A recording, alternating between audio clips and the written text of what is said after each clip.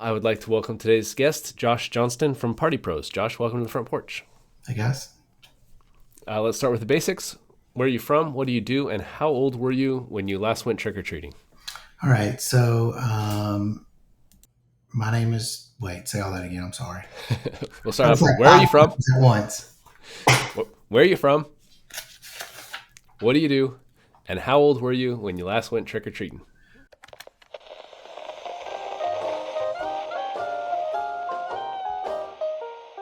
Welcome to the front porch with Brian Beaudry. All right. I am located in Florence, Alabama. We are in the very northwest corner of Alabama. So we're about an hour and 20 minutes from Huntsville, Alabama. We're about 2 hours from Nashville, 2 hours ish from Birmingham, and about 2.5 hours ish from Memphis. So we're a little centrally located in the southeast. And I have been at Party Pros for a little over 12 years. And we are a full service special events company, which I am the vice president of. So we're a little bit different from the rental companies, we like to say. And the last time I went trick or treating, I was probably 8 years old. You remember your costume? Uh, it was probably something that I could afford, which would have been like some camouflage clothing with like some green paint as an army man or something like that. Yeah, that's a good classic. Yeah. All right, you said that you are a full-service party place. What differentiates that from a party rental place?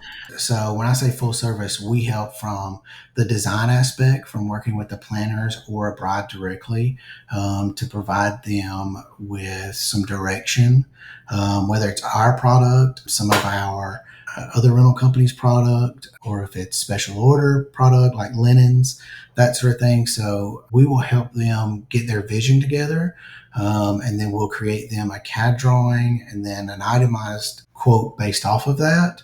And then we're coming in and actually producing the event. So we're doing the labor. We're setting up and breaking down.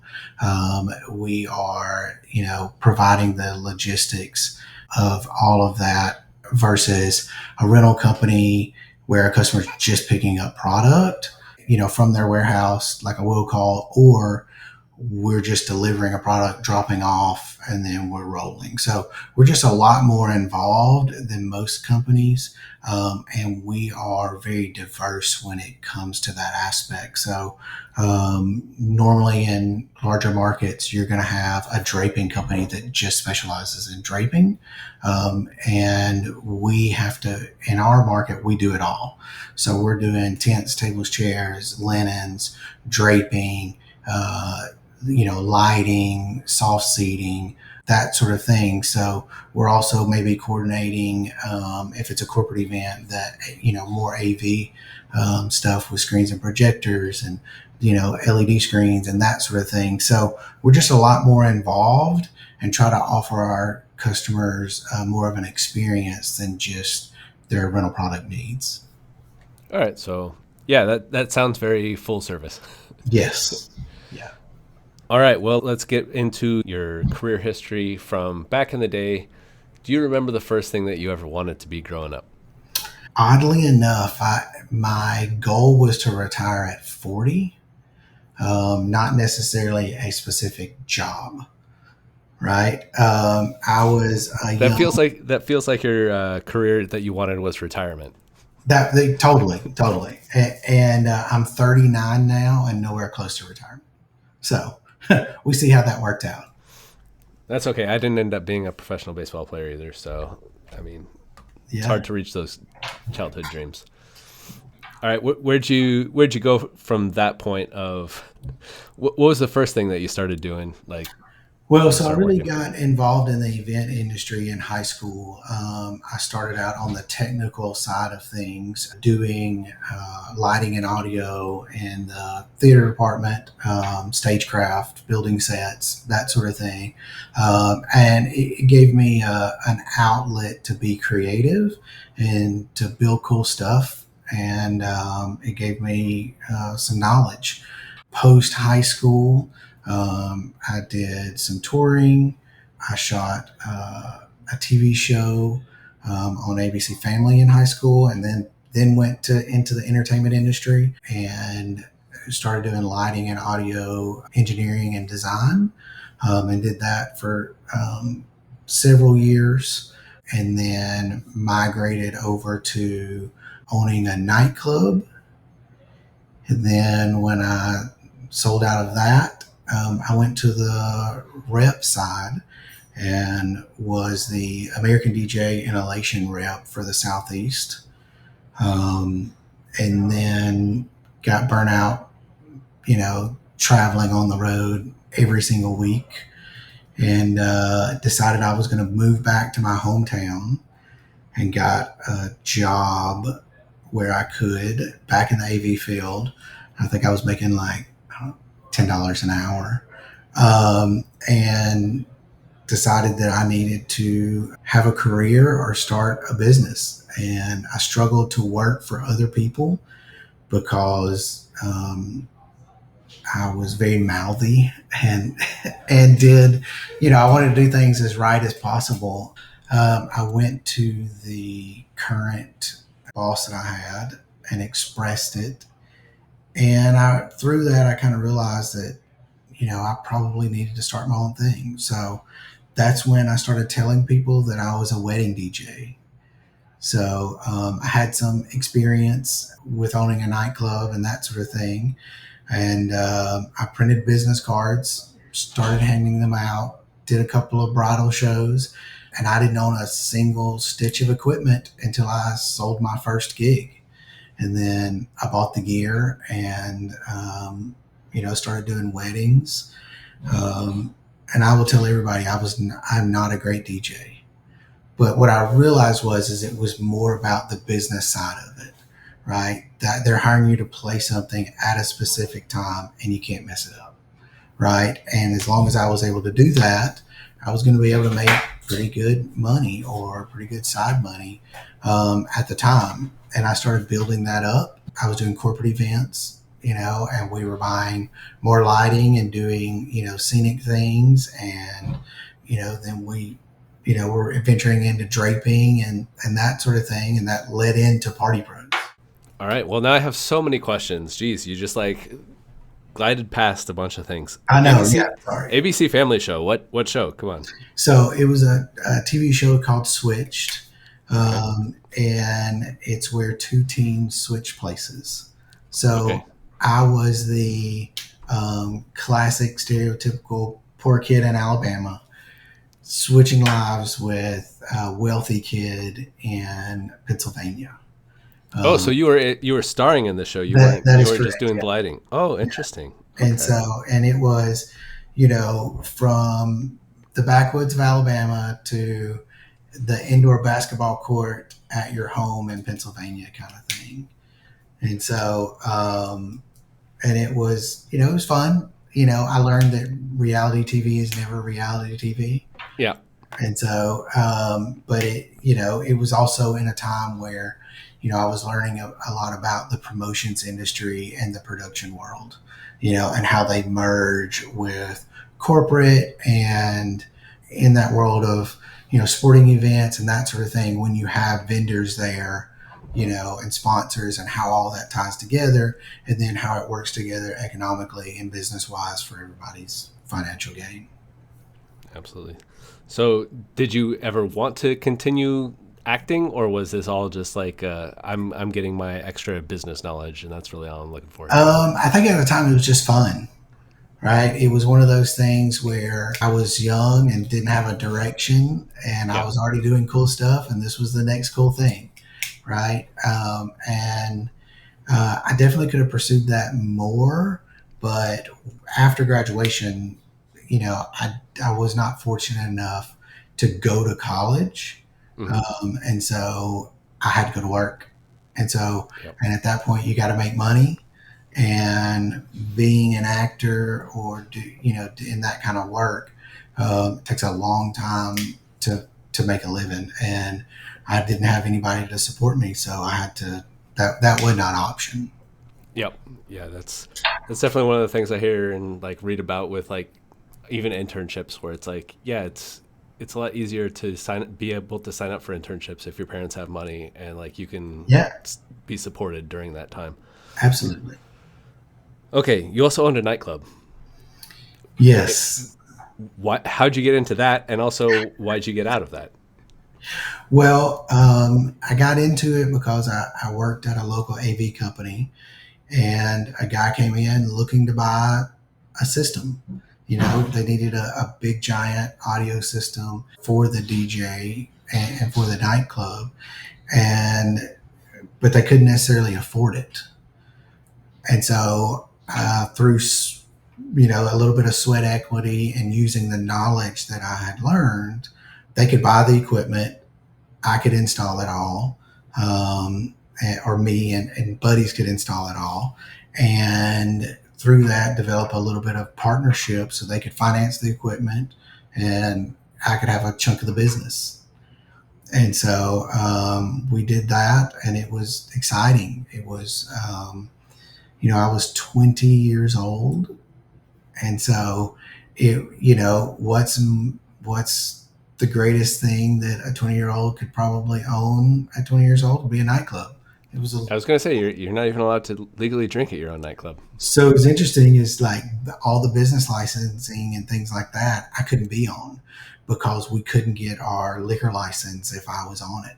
Right. And so, it was fun trying to figure all of that out. And it was just a lot of fun. We didn't make a lot of money. It was extremely expensive. I believe rent for that building was $5,000 a month, which for us was big money. And we were robbing Peter to pay Paul. We were having a $30,000 Saturday night, but we were placing a $20,000 liquor order on Monday. Right. And we just didn't have the experience to be in that industry and to operate a business well. So eventually you see the writing on the wall or you try to. Sometimes you get caught up in the moment, but I was fortunate enough to go, all right, y'all should probably buy me out. You could take my percentage at home with you, right? Even though we weren't taking home any money. And so we were just putting it back into the business, trying to make it work. And so I got out of that world and said, I gotta get a job. I gotta make money. And so through meeting and networking with different people in the entertainment industry and already working in the AV field, there was a position open for a sales rep for the Southeast, and I applied for it, did an interview, and got the job. All right, and you were selling what again to the Southeast? So it was a couple of AV brands, and so it was American DJ, which makes kind of DJ lights, and it was Elation Lighting, which is the step up from that. It was Global Trust, so trusting that you hang all of that on. And I worked for a rep firm, and so we had a bunch of different brands that we sold, and we mainly sold to dealer networks such as local AV companies, integrators who's doing installs, Guitar Center, places like that. Okay, that makes a lot more sense. I had misheard, and I thought you were like a DJ rep for the Southeast. And it's like you're selling DJs throughout. How does that work? I mean, we sold the product, right? We would sell Yeah. we sold the dealer the speakers in hopes that they were selling it to the local DJs and the churches and the schools and everything like that. So. Okay, so how exactly did you end up at PartyPros specifically again? Well, so as I built the DJ company, as it started, we grew very rapidly. And so, quickly we started doing uplighting for weddings and photo booths, and we were expanding our product lines and what we offered. And this is that company that you started with. You had nothing, and you were like, That's right, "Hey, a business I'm card. a DJ." Matter of fact, I think the business cards were free. I think that I ordered like 100 business cards from like Vista Print when you had like you could get 100 business cards for free Yeah. kind of deal.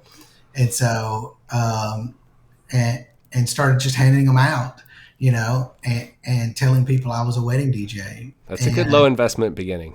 I like it. it was great, and they once I booked, I started buying equipment, and that just snowballed, right? And so you use the audio equipment for the DJ stuff, but then you got to have a second sound system for the ceremony, right? And then we started doing uplighting for these weddings. And then I started picking up these corporate clients where we were doing, small ribbon cuttings or speaking events or, company meetings, that sort of thing. And so we started growing the AV side of things. So screens and projectors, lighting. We were getting more technical. We were buying truss. We were buying all the products that I was selling as a rep, and then I was taking these, and we were basically becoming a production company in the entertainment industry. And through that, I actually, through the local chamber of commerce and the corporate events, I met the president of the company, which is Jackie Hendricks, and we both kind of stuck out to each other. It was a great relationship because I was doing the AV and he was doing the tents, tables, and chairs, right? And so as we were both growing, where we really started, we were either going to become more partners or competition. And so, and I think he was able to recognize that. I won't, I was able to, I could pass him in a hallway and say, hey, I need this product on this date. And he would say, okay. And it would just get handled, which is the way that I like to do business as well. And because we're building those relationships with a client of, you can handle this. I can call you and say, I need this, and it's done. And I'll never forget, I needed 300 feet of pipe and drape. And I called the number and said, hey, I need 300 feet of pipe and drape. If you've got it, I will rent it from you. If you don't, I'm going to buy it. And he said, well, I've just ordered it, but I don't know if it'll be here in time. Let me check. And so I still to this day have not got an answer of whether it was already ordered or he ordered it right then. And so, and that was kind of the beginning of us doing a lot more stuff together. So he had a business of proms where he was building set designs for schools because they couldn't do it anymore, right? They couldn't get the student out of class. The teachers couldn't do it, that sort of thing. And then I'm over here pushing like transforming these spaces from like a gym with pipe and drape, to event spaces. And slowly through that relationship, we kind of come in this moment of, how do we grow to the next level? And so at the time I was debating actually selling everything and moving to the West Coast and kind of starting a different, career or in a different space. And he was looking to grow. And so he called one day and said, hey, can you come by? I'd like to talk to you about some things. And so I went by. I thought we were going to be talking about events, right? Another event that we were going to be doing together where he was doing the tables and chairs and I was doing the AV stuff. Yeah. And it was actually a conversation of like, how can we benefit each other, and would it be possible for us to merge, and what would that look like? And so it took us a year of talking and kind of negotiating of how we could bring what I brought to the table, what he brought to the table, and pull these together to make them work, and what it looked like for our, local market. And so ultimately we decided that I would come on and we would essentially date for several years, because you can't just jump into business with other people because you don't know who they are, what they're work ethic is, what they bring to the table, what they don't. And so we come up with this agreement that we would, merge for 4 years, and then I would be vested after that. And that we would let some things go. So there was other, DJs in the market, and in this world, you can't bite the hand that feeds you. And so that was one of the things of like, okay, I'm going to bring my knowledge and the equipment side of things and everything like that over to PartyPros, but we're not going to do DJ services, right? And part of that was the wisdom and the knowledge on his side of like the day of services is what really is a struggle for, rental companies and especially events companies, right? It's high pressure. You can't mess it up, that sort of thing, right? There, you have to have all the product right there. And it's highly dependent usually on your talent that you have. And so, we made a decision like I would honor all the customers that I had on the books. We just wouldn't book any more DJ stuff. And that we would do away with the photo booth side of things, because once again, that was requiring somebody to be there on a Saturday. Right. And so, and it was just one person for, on the grand scheme of things, a small amount of money. Yeah. Right. And so that was our agreement, and we did that, and we passed any of those calls we got on to all of our other local vendors, because those DJs are the ones when a client needs a dance floor, instead of them having to own a dance floor, they could recommend PartyPros. Yeah. And if I was doing the same thing as what they were doing, now we're competition. Yep. Right. And so, that's some of the partnerships and some of the things that we decided that would work best for our industry in our local market and who we were going to grow into as a company. So that's how it ended up at PartyPros. I was going to say, so your 4 years is vested. Yeah. Oh yeah. Yeah. Okay. We're at year 13, I believe now. Okay. So you're definitely past that. I do want to circle around and say like, hey, what was that different plan that you were planning on doing out west, or is that something you're saving in your back pocket just in case? No. So as the rep, I'd gained a bunch of knowledge of the industry as a whole and the manufacturing side. And some of these brands were on the West Coast. And so that's where their offices were and their corporate headquarters and warehouses and that sort of thing. So my thought was, I don't have anything holding me back. I love to travel, and it was a new adventure. So I could move out west, and then I could go to work at a manufacturer, either being a rep or design or inside sales or something, but I planned on staying in the entertainment industry, but I totally didn't have a plan. And I was also like 22 or something, right? So I was young enough I could go eat ramen noodles and live in a crappy apartment in LA and, be able to survive. I could, be a server. I would be able to find a job. I just had the confidence enough, like, all right, I got this experience. Let's do something. Yeah. I can definitely relate to that time is when I also met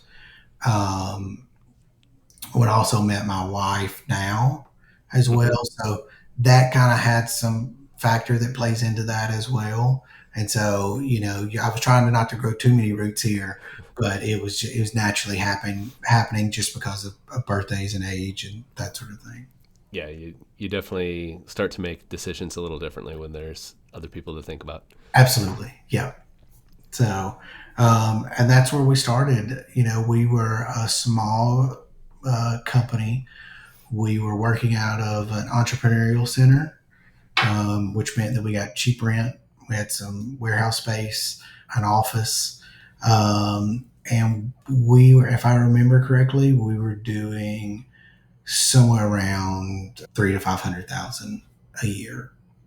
And so we had about 3 warehouse guys, maybe 4 at the time, like crew to go set up. And we just, I came on board in January, and it was, we have this term that we say, which is welcome to PartyPros, now go to work. And so from that point on, we just started building the company, offering more products, more complicated design. We needed to fill our customers' needs and also try to make money while we do it. And so that started the growth process, which has been double digit growth ever since. Yeah, I was going to ask you about growing. How have you been able to grow so much, so consistently since, coming into the rental slash full service Sure. party? Well, I have this kind of term that I live by when it comes to business. It is, how can we say yes? Right? At the end of the day, we are providing product and services that the customers have a need for. And how do we say yes? If it financially makes sense for us to do that, then we try to do it, and we will invest in the product and the process, side of things to make it successful on our end. That's what we're in the business to do is to rent product, right? So at the end of the day, we're renting product, and we're going to say yes. That's a big part of our growth. The other thing is being those go-to guys, right? Is that customer experience. It's they can trust us with no matter what it is. If they call and say, "Hey, can you do this?" and we say yes, they know it's going to get done, right? And we're not going to be the cheapest solution, right? Like, we are providing a premium service, and most of the time we're going to be at a premium price point, right? But our customers have learned over the years that it's worth what they're spending. Yeah. So this is a case of like you're getting more and more customers because of word of mouth of, just happy current customers, or what else are you Yeah. seeing? So a couple of things. We've went from $300,000 to $500,000 company to 2.5 million, and the growth has not stopped. We do zero advertising. And so we are more reactive than we are active with our customer base.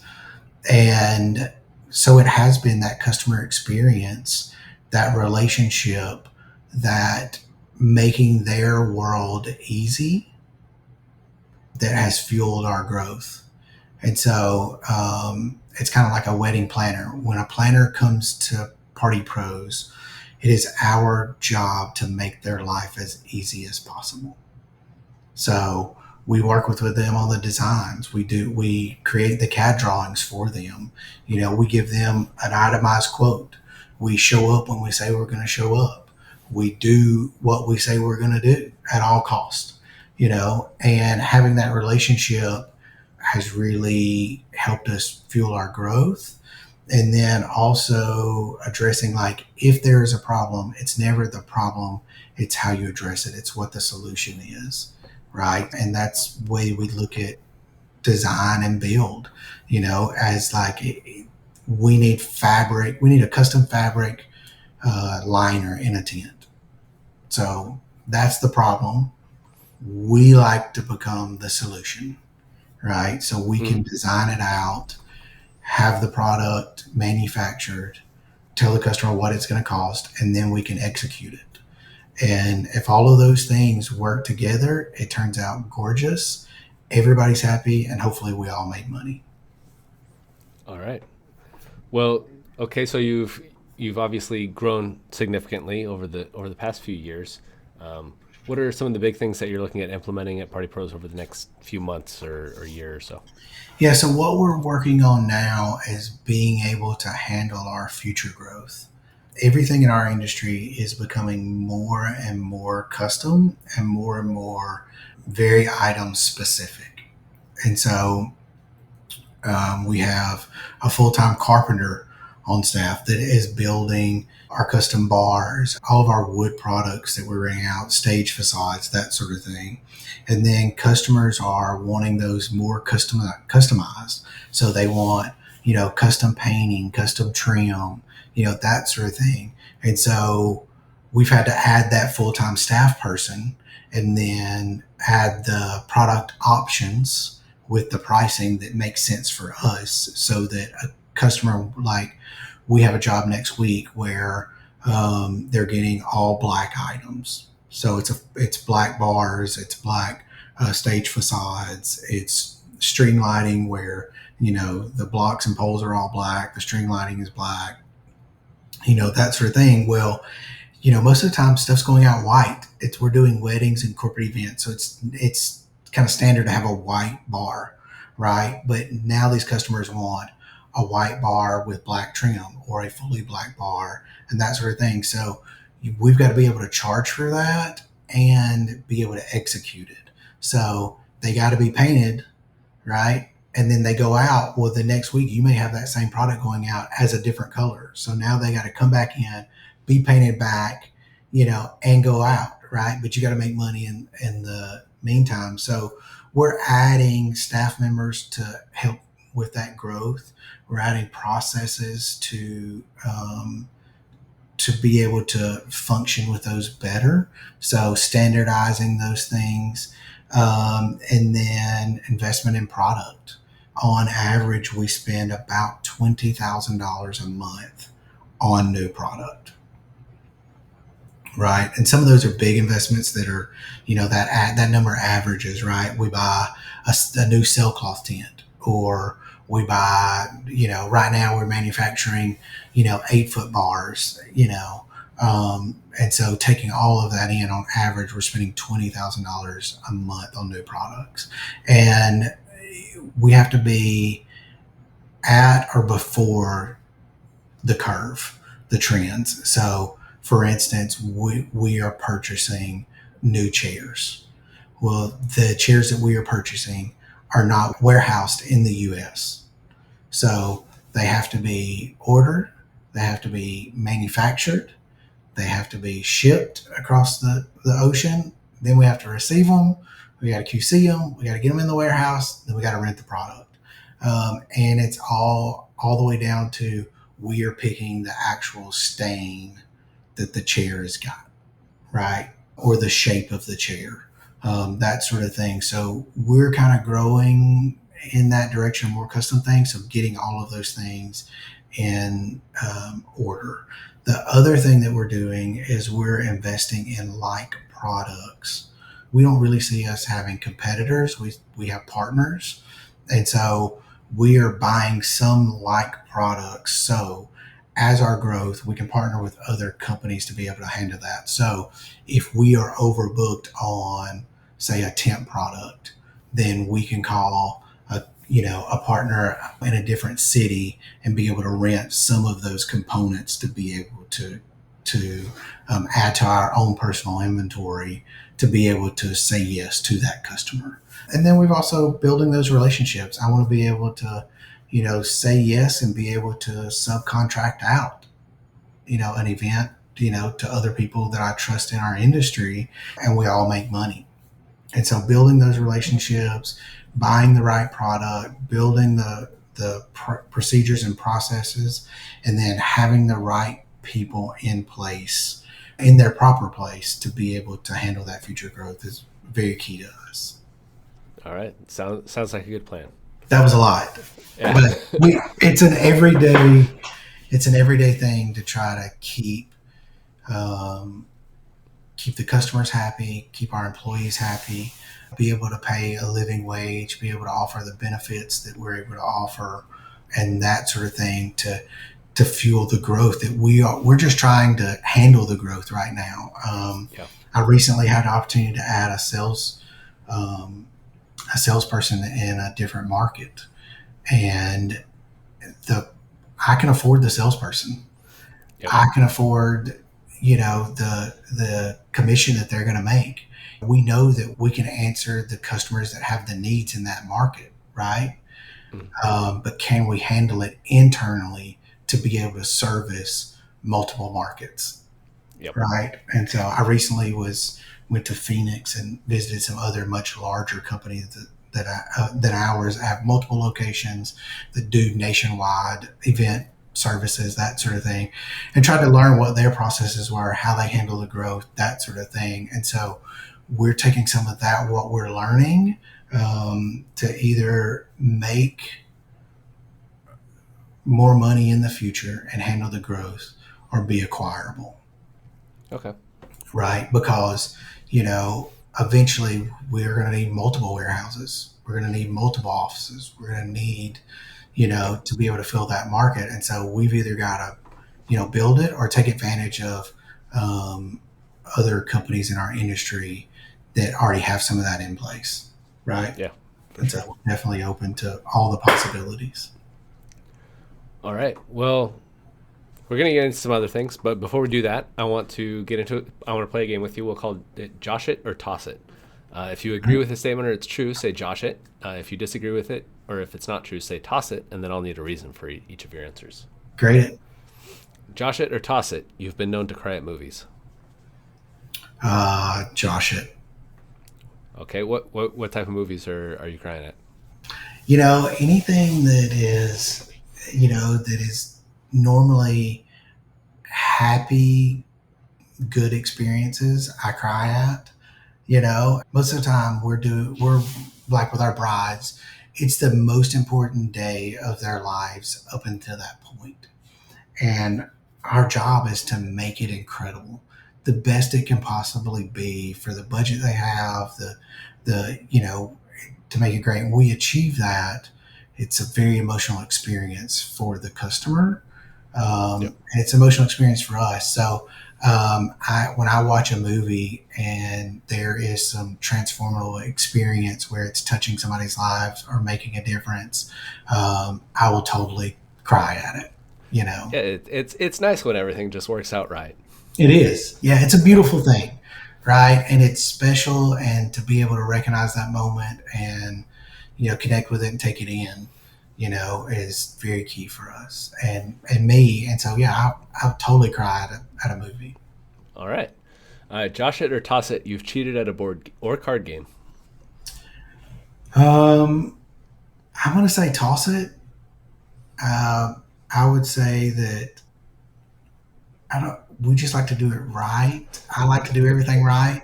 Yeah. Having said that, Monopoly, I'm very strategic when it comes to that type of game. So I'm trying to monopolize on purpose.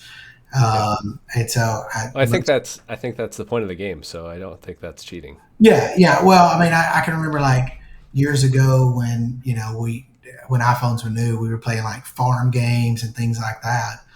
And people would, my buddies would be like, how are you growing? How you got that much money?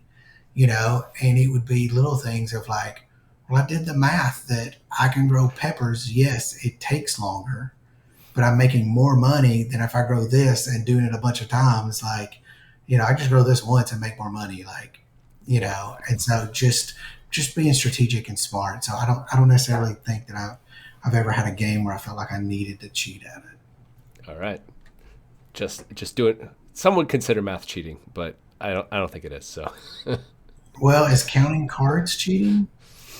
Again, kind of on that line. I think. Yeah, that's what I'm saying. It's like knowledge is power. All right, Josh It or Toss It. You've told an outrageous lie to a child.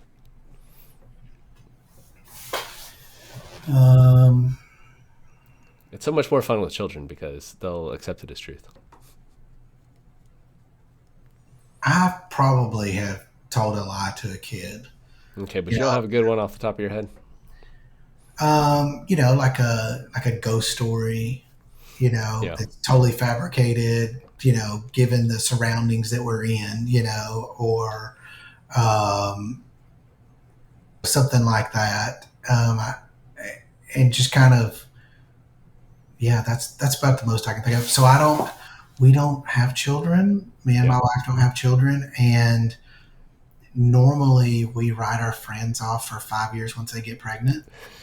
Yeah, that makes sense. Because like they only talk about the pregnancy when they're pregnant. after they have the kid, it consumes their life for the first 5 years. And then after that, they can start to get their life back.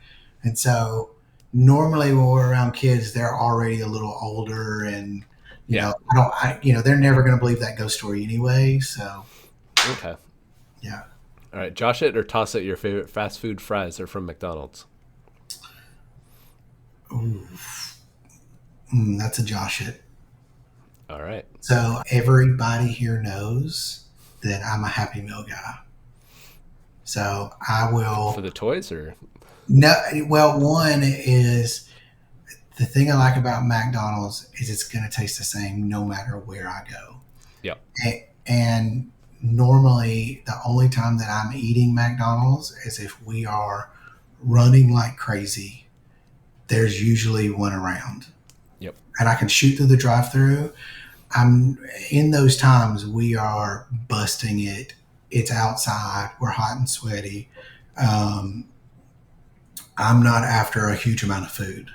Yeah. So the Happy Meal with no apples, double fries, because if you don't get the apples, they'll give you the small fry versus the kid fry. Yeah. And a little bitty small soft drink. That's normally like perfect. Eat in the truck. You're 5 minutes from the job site and it's done. You checked off the list and you keep on with your day. So I'm totally a Josh it on McDonald's fries. All right. I like that. Josh it or toss it. You have an embarrassing nickname or a nickname that you hate. I have always been the person to challenge people's thought process, right? Or ask why.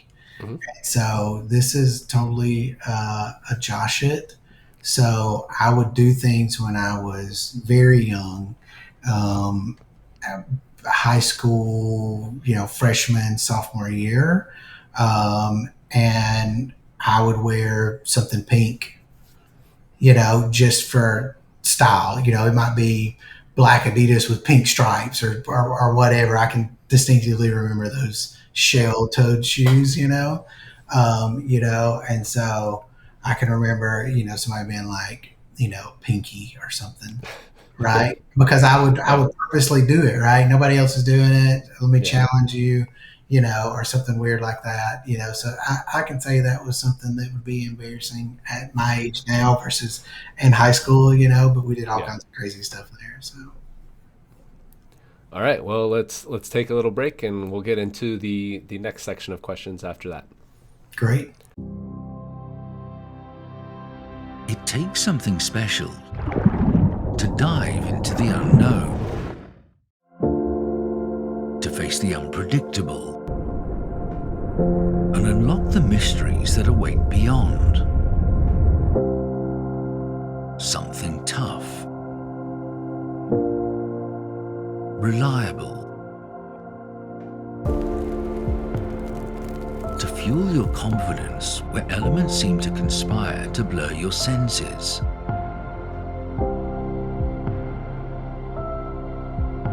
An unwavering ally,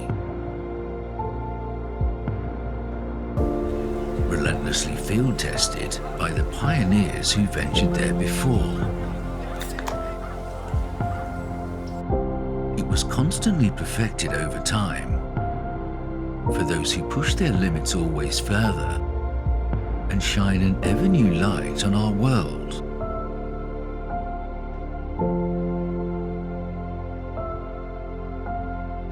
The point of rental koozie.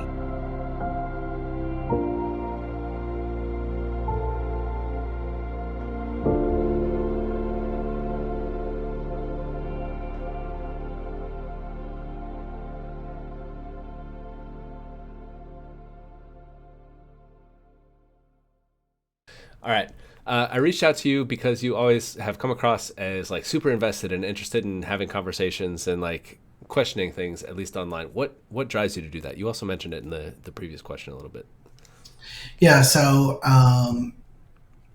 knowledge is power. And the more that you can learn about something, the more problems you can solve. And so, for me, anything that I'm going to do, we're going to try to do it as right as possible, or 100%. I saw a book one time, and it's 212 degrees, which is the boiling point of water. Yep. And it's a book about extra effort. And so at 211 degrees, you just have hot water, right? And it's okay. I mean, it's hot water, right? But that 1 degree difference to the 212 degrees, now you have boiling water, which creates steam, and you can power a locomotive off of that steam. So if we apply 1 degree of extra effort into everything that we do, imagine the possibilities, right? And what you can achieve with that 1 degree of extra effort. I tell all of our crews when they're out in the field, if they've got a question that they don't know the answer to, ask, right? They can call, ask us, we can ask the client, and that's putting that little bit extra effort, and it's things of like, the table was designed here, but now maybe the area's a little janky, Yeah. right? Like, hey, I think it'd be okay to move it a little bit, but if they're just unsure, just ask, right? And that's going that extra effort, because the customer's most likely going to be like, yeah, let's turn it just a little bit, and that's perfect, great, thank you so much for considering that, versus just setting up the table and walking away, right? And so that's the reason that I try to be as engaging as possible with my vendors, such as you guys, my partners, such as other rental companies. If we're installing product, in their tents, I'm going to ask what brand you're using. Are you, what section bays are they? 15-foot sections? Are they 20-foot section bays? Are you doing it properly? Are you installing all the cables that need to be, installed in it? Because I may actually need that infrastructure. And it may be something that, yes, we put, cross cables in our ends and you skip 2 and then we do another one, or we actually do them in every bay. And all of that information is helpful to be able to achieve our goals. So yeah, that being engaging with everybody and making that little extra effort into the knowledge is very important to me and our company. Yeah, it seems like it's worked pretty well for you so far. So far. Good. All right. You mentioned that you were working on certain things like making sure that the company isn't entirely dependent on you. First of all, what are you doing to make sure that's the case? And secondly, like, why did that become important to you? You seem like a young guy. Like, usually people don't start worrying about that until later. Well, one, it comes like growth. That's part of that growth strategy. One of the big problems that we have is a lot of the company revolves around me, right? And that's mainly because I feel like I've been the driver of the creativity and some of these new custom ideas and products that we're able to offer.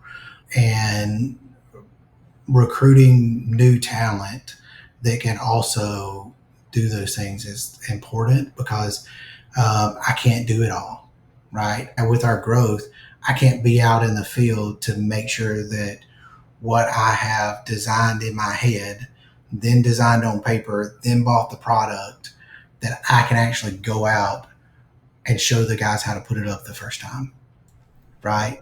I like saying yes, but I can only say yes to so many things. Right, exactly. And so,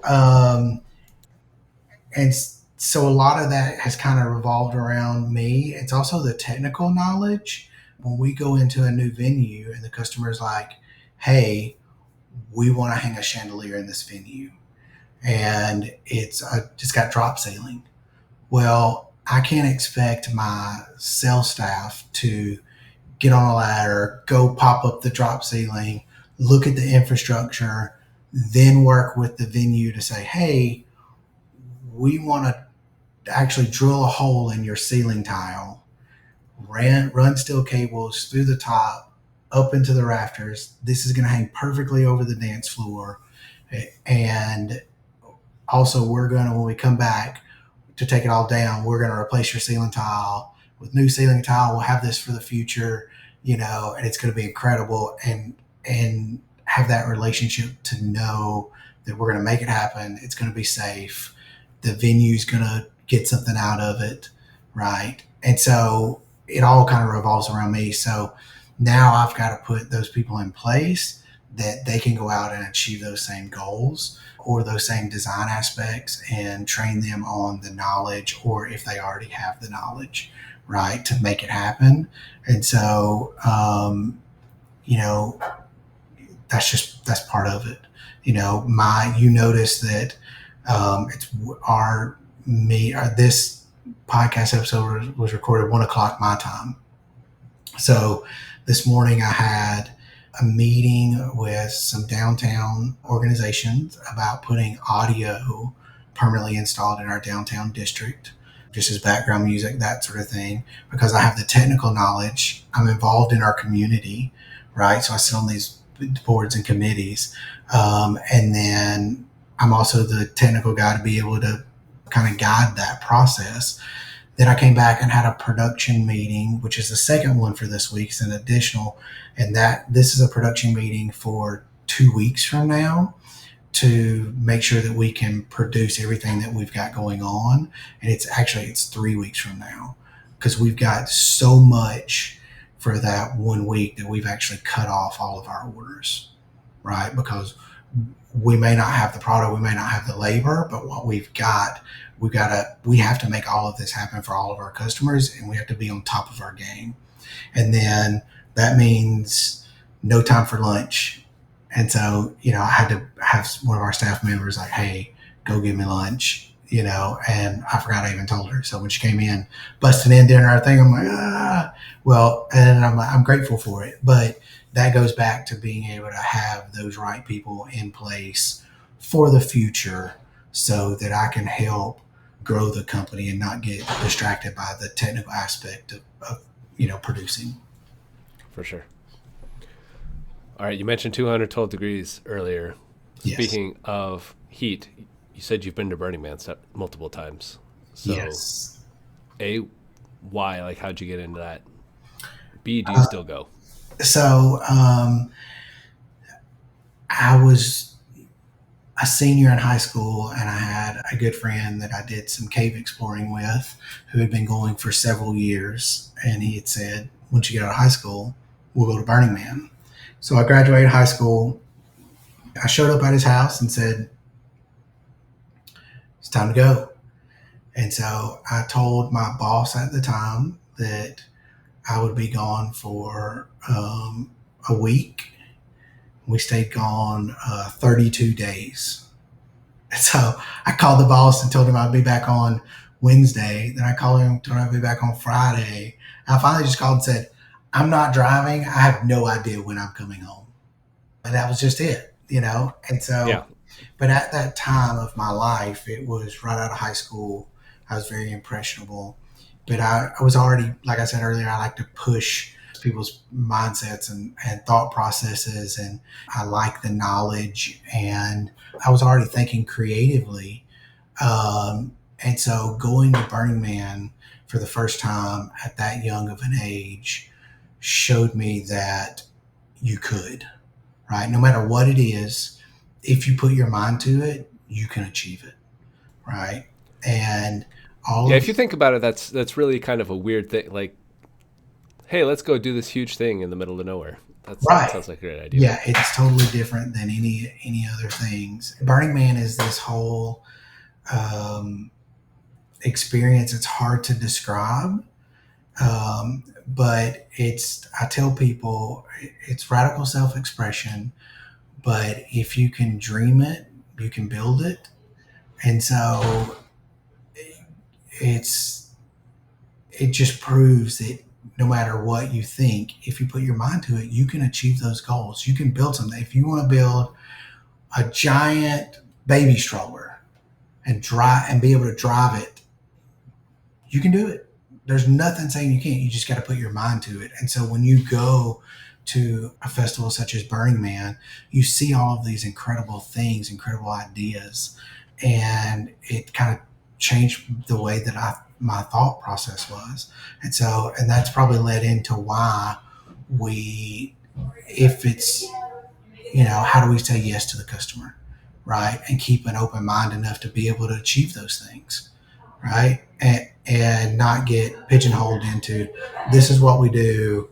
Sorry, because they're going to find somebody to do it, right? And it just has to make financial sense for us, And so, yeah, I've gone 11 years. And so my first year was 2005. It's 2025. I did not go this year just because of the company growth, home life, and kind of starting to reprioritize things of like, we are so busy at PartyPros and we have worked so hard to get where we are. I got to start putting those people into place so that I can have some of my personal time back and be able to focus on my personal life, on, that sort of thing as well. And so it's just a transition. I went last year. It was 19 years, and so I went with the same 3 guys that I went with 19 years ago. That's and fun. So it's definitely changed over the years, but it's still a place where I get some recharging of my batteries, some creative inspiration, and just to figure out, say, yeah, we can do it. And you don't disappear for 32 days anymore, right? Not anymore because I can't. All right. But I would. Yeah. And so, and we did, the 32 days was, we went to, Burning Man for a week. And then when we left Burning Man, we, back then there was, it was 05. I don't know that the iPhone was out. I don't think that there were smartphones. There were regular phones. Yeah, we had a map, right? Yep. And it was like, oh, Death Valley is right here. And we were looking at a map going, it's only that far away. And so, and we would literally just pick something that we wanted to see. We went to the Grand Canyon. We went to, all these different places, right? And so we just moseyed our way back. And so I recommend that for anybody. Yeah, definitely. All right. Do you have any questions for me? You get to ask one. Doesn't have to be a good one. It's hard because I'm such in business minded. It's hard for me not to ask a point of rental question versus I don't know that I'll have good answers for you. A personal question. So let's see. How about, what was you're wearing a Paris hat, which you just got back, or you're? Yeah. I mentioned that between the pre-interview and this interview, I did get the opportunity to go there, and it was a good time. So what was your overall experience of Paris, and do you feel like you need to go back? I definitely enjoyed the overall experience. It was a little bit challenging traveling with family because everyone has their own different needs, and I'm kind of like you in the sense that, and especially younger versions of where it's like, yeah, I could deal with whatever amount of hunger, whatever amount of thirst, I can deal with it for an extra several hours. I could walk forever and not really get tired. But other people don't have that same ability. So it's like, all right, let's remember that I need to take breaks. We need to take food breaks. We need to do all of this stuff. But overall, yeah, it was pretty amazing. I wish we had more time and more money to spend there. But yeah, it was definitely fun. Yeah. And would you go back? I would absolutely go back. There you go. That means it's a good trip. Yep. All right. So before we go to the 5 important questions, I need you to give me a top 5 list in a segment we call Give Me 5. It seems like not everyone knows the rules of a good top 5 list, so I'll just remind you, please start at number 5 and we'll count our way up to number 1. Now, you said that you have spoken at a TEDx event before, so just in case I ever get invited to speak, which please don't invite me to speak, please give me your top 5 tips for prepping a TEDx speech. All right. So number 5 is to not overthink it. The time flies really fast. And so You've got to say kind of the most important things when you're kind of thinking about and preparing for it. You tend to like elaborate on all this stuff, and so don't overthink it. Would be number 5. Number 4 would be to make sure that you have everything that you need for your presentation. So your PowerPoint, your slide deck is probably one of the most important things because it's normally projected behind you or put up on the screen, and making sure that it is, right, is very key, because if it goes south on stage, it messes you up the whole time. Yep. So number 3, practice with lights in your face. So you're most likely going to be on a stage. You're going to be standing on the famous red circle, right? But in the AV world, if the lights aren't in your eyes, you're not being seen. So when you are standing on stage looking out, the lights are going to be in your eyes. So you're not going to be able to see the back of the theater or the auditorium. You might be able to see a couple of the rows of people, but other than that, you're just kind of up there on your own, and that can be shocking. So if you practice that way, you will kind of get used to knowing that you're in the light and that it's okay. And, you're not depending on the reaction of like when you're talking to somebody face to face and you're looking for the little things, facial expressions, that sort of thing. So, Yeah. Number 2 would be to breathe. Everything in a TEDx, it's you say something and then you breathe, because it's got to sink in with your audience. It also gives you a moment to think about the next important thing you're about to say.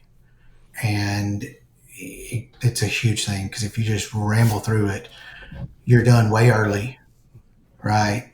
Yeah. You totally miss something because you're rushing, so slow down, breathe in between your statements so that you can get your flow down and it feels like a TEDx, right? Yeah. And then number 1, make sure that your topic that you're speaking on or the story that you're telling is impactful to other people. Your job is not necessarily to get up and tell your story. Your job is to challenge people's minds, or a thought process, or affect their lives in some way. So make sure that whatever you're speaking on is, going to touch them in one way or another. All right. So that makes me ask, what was your topic? Cultivating creativity and showing people, I talked about that you can do anything as long as you put your mind to it. Yeah. A lot of people go through life not knowing that they can. You go to school, you go to college, you get a job, you do these things because you think you're supposed to do them. But if you can show somebody that they can think creatively, it can expand their knowledge and how successful they can be. And so teaching that and showing that it's okay to be creative, right? That you can be creative will help us create a creative society that we can all flourish versus getting stuck in the standard same old, same old. Yeah. All right. Well, I'll have to look that one up. Let's get to our 5 important questions, though. 5 important questions. 5 important questions. 5 important questions. Number 1, what would you say is your greatest success in life? I think the greatest success in my life is trying to have a positive impact on other people's lives.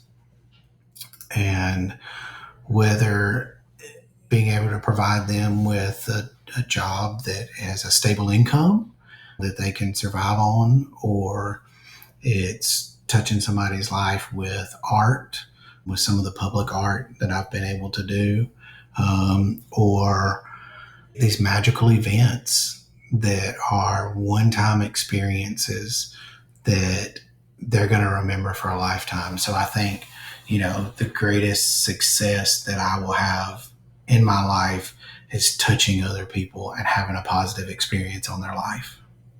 Awesome. I like that. Number 2, what is your greatest fear? Ooh. My greatest fear is actually not being able to touch as many people as I want to, and having the fear of that failure. The second greatest fear is somebody calling and saying, "Hey, our event is today. Where are you at?"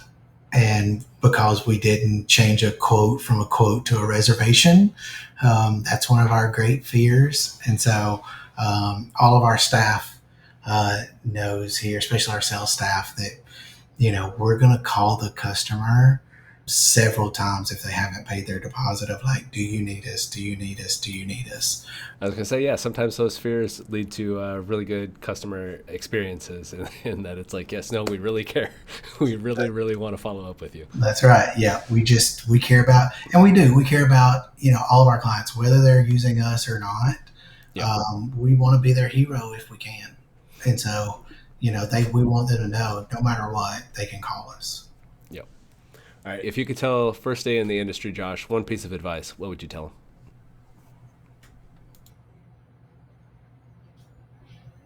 Presuming he'd listen. He would probably not listen. But if there was one, your cheapest customer is the hardest customer. And that is mainly because the customer can't justify the amount of money that they are spending for what they are getting. And you most likely will never be able to please them. And so, learning that early on, is very key. Our company is not for every customer, right? We just don't fit into their budget. But that's because what we are offering and what we are doing is going to be the best it can possibly be for the for the budget that you have, right? And we're not willing to compromise our quality of product or service to be at a lower price point, right? And so we've just learned if they're, not happy with the price, they're constantly trying to beat us up on the price, the likelihood of us being able to please that customer is slim. Yep. Yeah, that's something that I've heard from a good number of people in a good number of industries is the people that are focused on just that price. It's not going to be great. Number 4, what is your most embarrassing moment in the industry?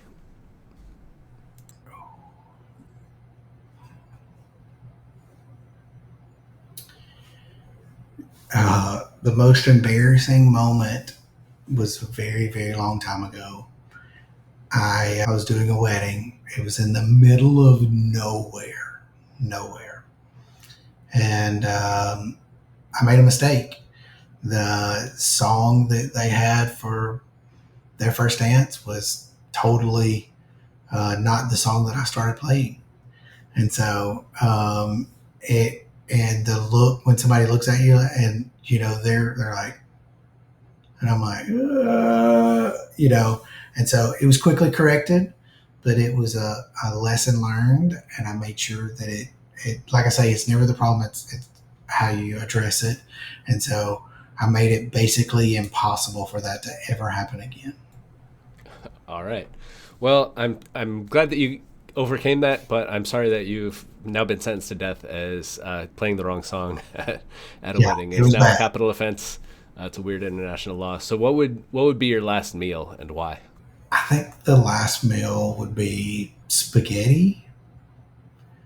And I think that stems from my childhood, and spaghetti was like a comfort food. Okay. And I think that probably for a lot of people, because I had a single mother, And, spaghetti is a meal that was filling. It was pretty easy to make. It was pretty quick, and It's pretty good. it's pretty good. Yeah. And so I think that, you know, that was probably just a comfort food for me as a child. And so even today, it's easy for me to, what's for dinner? Let's make spaghetti, And so, yeah, I think that's what the last meal would be. All right. Well, now I think I want some spaghetti for dinner tonight. So See? I'll talk to my wife. If you could change one thing about yourself, what would it be? This is like a snap genie situation. I would like to be able to get everything that I need to get done in a day done. Right? If I had that level of organization and discipline to just, get it all done and say, because I will constantly take on new things, right? Yeah. And, then I put some off till tomorrow. And then and my goal is to get everything done, but just to say, like, I can't do that today, but I can do it tomorrow, instead of saying, okay, thanks, and then off to the races. So yeah, just being able to manage my time a little bit better. Okay. If you could change one thing about the rental industry, what would it be? Again, this is a genie situation. I think that this is a hard one. This is hard. One thing about the rental industry that I would change. All right. Tell me a secret about the rental industry, something that not enough people know about. I think the biggest kept secret is there are free salespeople out there.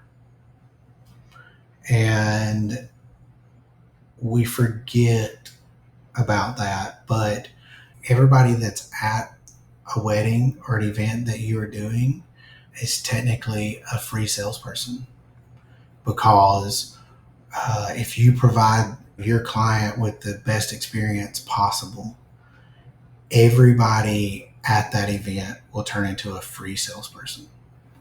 And